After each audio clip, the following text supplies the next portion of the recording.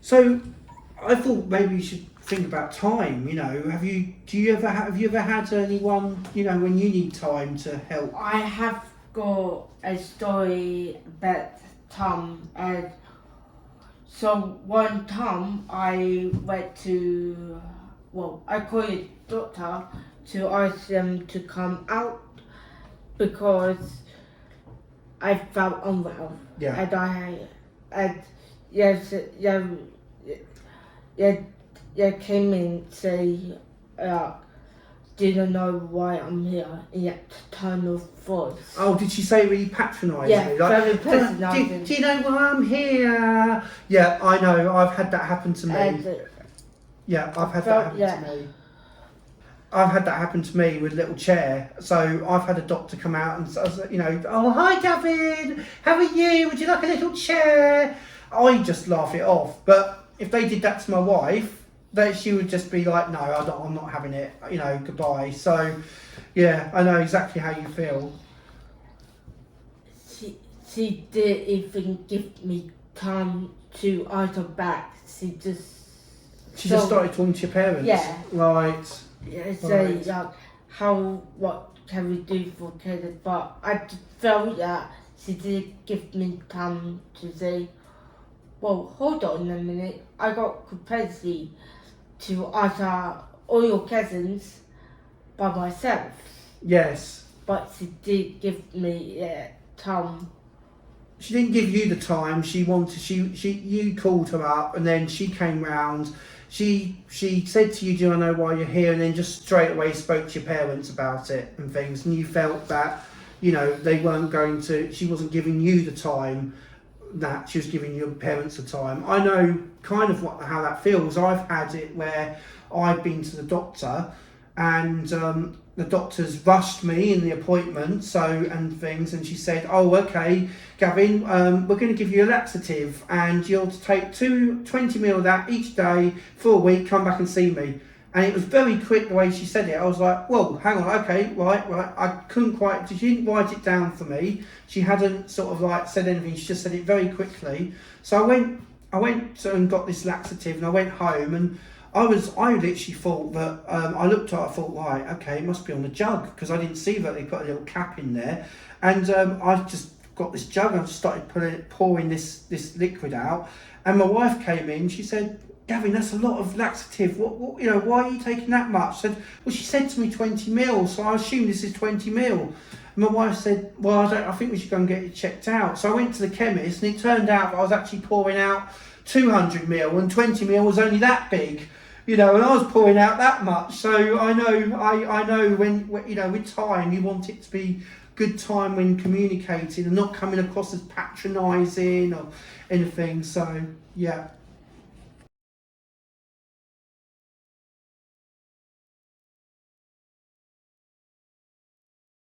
So Kirsty, I was thinking now maybe we should talk about the environment, because sometimes environment is a very important thing. Sometimes people might need a change of environment, or they might actually need a better environment. So have you got anything here which could help with this? I called your doctor to ask them if I can see a doctor.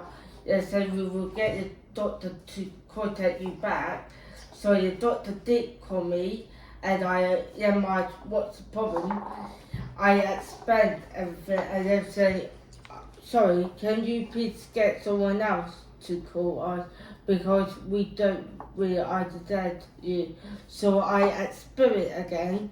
They said, sorry, can you pass the phone on to someone who we can understand? And was there a reason why you didn't want anyone else to speak? Or? It's a public matter. It was personal, right? Okay, so you didn't want anyone. You didn't want your mum or anyone to be talked about this because it was a personal thing.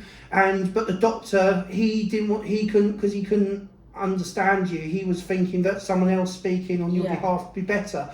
So actually what you needed was, you wanted a face-to-face appointment. So did they not give that to you? No. Right, okay. Because it should be a visible adjustment. reasonable adjustment Yeah, to help you. so- Yeah, so your reasonable adjustment was you wanted to have a face-to-face because to be able to understand you better, but the doctor wanted to speak to mum, but because it was a private appointment, you didn't want that to be the case. So yeah, see with me, I get really worried when I'm going, especially in hospitals. I get really worried about hospitals, and when I get worried, I tend to have things come out which I don't actually realise are happening. So I might say to the nurse, "Hi, I'm here about my leg," and actually it's coming out to them as, "Hi, I'm here about my leg," and it comes across like I'm getting really agitated and cross, when actually I'm not. I'm just scared.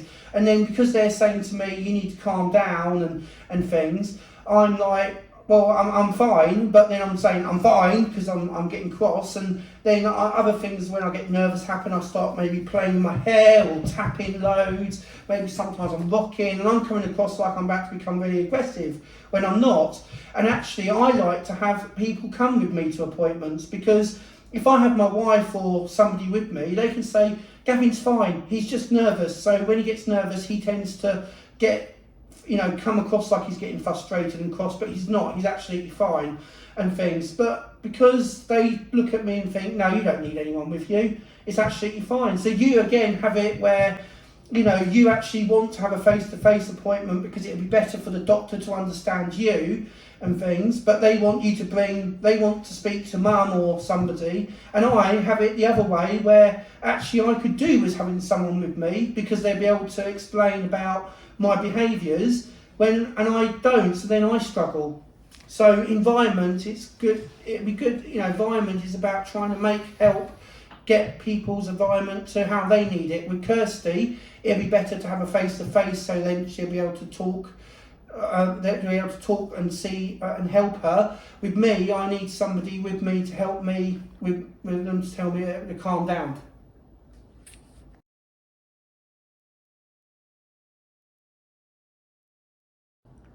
So my problem with attitude is that doctors and health professionals don't always understand when I'm not understanding, because I look so able and capable and things. They don't always realise that actually I'm not always understanding something. I had a DVT a couple of years ago, and I went to hospital, and I really don't like hospitals. I get really, really worried about hospitals. And when I went there, the nurse came out and was telling me that I have a DVT and I'm going to have to self-inject myself. And I said, okay. And I said, I don't know if I can do that though, because I'm worried. She said, okay, well then you have to stay in hospital. Well, I really don't like staying in hospitals. And I was just like, oh my gosh, no, I really can't stay in hospital. I really can't stay in hospital. So she then said to me, okay, so will you be, I said, yeah, I'll be able to do it. And then I'm like, no, I can't stay in hospital. So the whole time I'm thinking, oh my gosh, I really can't stay in hospital. I'm not paying any attention to what the nurse is saying to me. I can hear her saying stuff to me, like I have to put the needle here and there, but I just can't focus on it because I'm just worried if I don't. So I just said, okay, yeah, right, okay. So I put it there, okay, yeah, right. And I made her think I could understand, but actually I didn't, because I just wanted to get out of there. And then as soon as that was done, I had the needles, I got out of there, I went home, and I put the needles on the side, and my wife said, what are the needles for, Gavin? I said, I really don't know, but I said, I'm not going to take them because I can't see the point. And she said, well, no, I think we should bring the doctors in and find out. And it's a really good job that we did, because if I hadn't taken those needles, I could have died, I found out. And, my wife saved me because of that.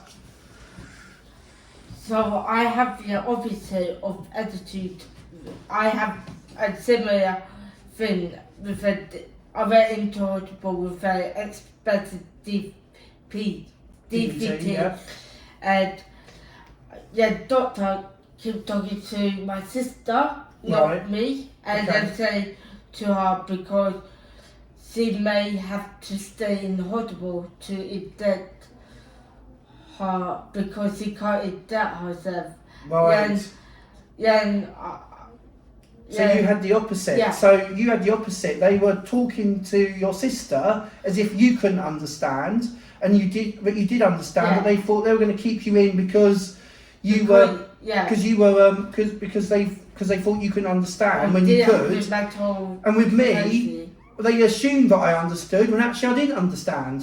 So that's, yeah. Yeah, it's like all about good communication, adaptable, reasonable adjustment to different people who've got different levels of disabilities. Yeah.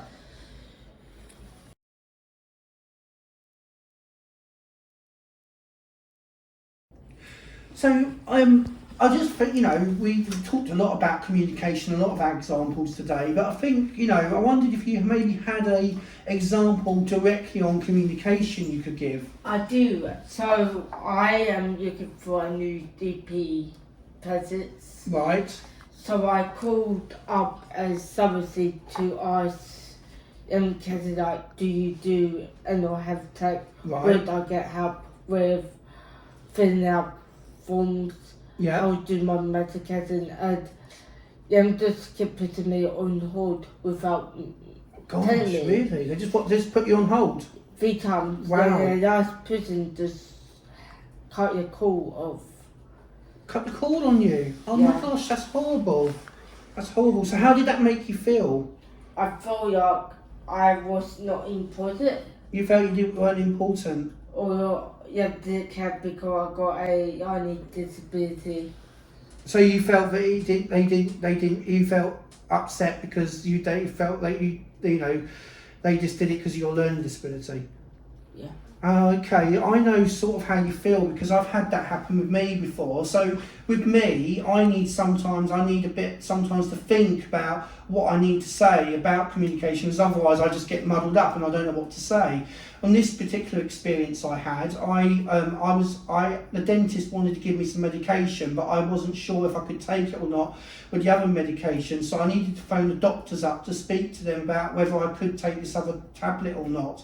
And I rang them up and I said to them, the dentist has given me this medication, and straight away she was like, no, the doctor can't speak to you, it's a dental matter. And before I could even think of anything, they put the phone down on me. So I then rang up again and I said again, they said, no, sorry, this is a dental matter. And again, I couldn't find the words to help me with that.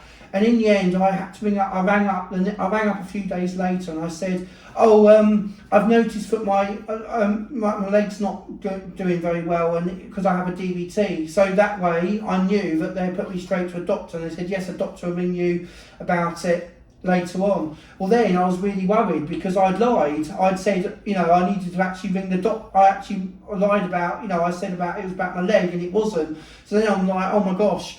I've now lied. So when the doctor did speak to me, I was like, oh, I'm really, really sorry. I lied. I didn't mean to lie. I lied because I was trying to ring you about a dentist pill. And then the doctor said, okay, Gavin, don't worry. Just explain to me what it is you wanted to talk to me about. So then I explained that the dentist wanted to give me this tablet, and I didn't know if I could take it because of my leg. And in the end, the doctor said, okay, Gavin, well, thank you for that. I'm sorry that you felt you had to lie to speak to me. What I'm going to do is I'm going to make it that whenever you phone up, you just say, I need to speak to the doctor, and I'm going to have it. It doesn't matter what it's about. And then I'll decide whether I need to refer you somewhere else or tell you where to go if it isn't anything to do with me. So now I can just ring up. It doesn't matter what it's about to have any appointment. So, and I think it's really important, that they should listen to us, whether we do find it hard to ring. They can't just, so yeah.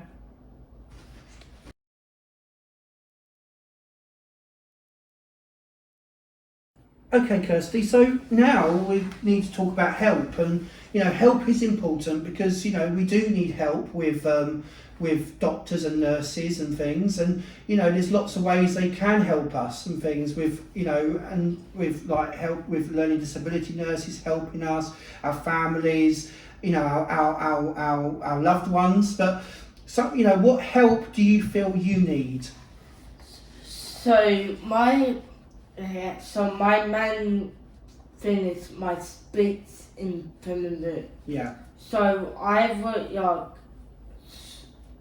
doctors all sectors to ask me what I need, whether or with people on my behalf, to say what do candidates to ask me what I need, and then people are scared to ask me to repeat myself, but I don't mind. I don't mind if you say, "So down, Kirsty," or "Can you repeat it again?" I'd rather just say, "We're not talking to you." Well, yes, I mean, sometimes when we're talking, I might say, "Oh, sorry, Kirsty, what was that?" You know, but I know that you don't mind me saying that, so you'd rather that doctors spoke to you, and if they didn't understand you, that they then would ask you, you know, just ask you to repeat yourself or things again, not suddenly go, "Oh, let me speak to mum," or "let me speak to somebody else on your behalf," because that makes you feel then that, you know, they don't want to speak to you, they want to speak to somebody else. I think, you know, with me, it's you know, I like to have the opportunity of having other people to help me and things. You know, I become across so able to talk to people. But sometimes, as we know already, there's times when I don't understand, or I get confused, or, you know, I have behaviours which come out, which, you know, things. And if I had someone with me, like my wife and that, they would be able to say, Gavin is fine, he can do this. But my wife has a learning disability as well, and sometimes, because it comes across that she's got more severe learning disability than me, they look at her and think, "Nah, you don't need her," you know, and things, when actually they do. And, you know, health professionals, they come across quite scary sometimes, you know, and things. We don't want to argue with them and think, you know, and things, but sometimes, so, you know, when that has happened to me, can I bring my wife in? "No, you don't need your wife." You know, my wife won't say, "Well, actually, no, he does need me," and I won't say, "Oh yeah, actually, I really do need her," because I feel they're the health professional, they're the ones in charge and things. So I think it is important that we do have that network of people to help us.